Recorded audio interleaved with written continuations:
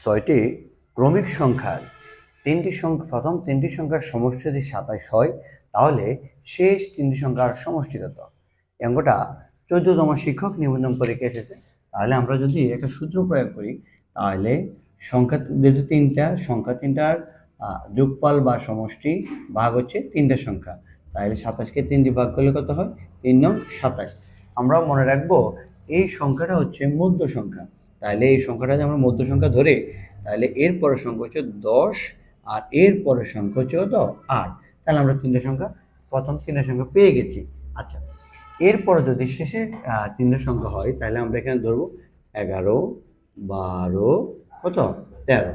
তাহলে শেষের সংখ্যাটাকে আমরা তিনটা সংখ্যা পেলাম আমরা কত? 11, 12, 13। তাহলে যোগ করে দেবো আমরা। 3 2 কত?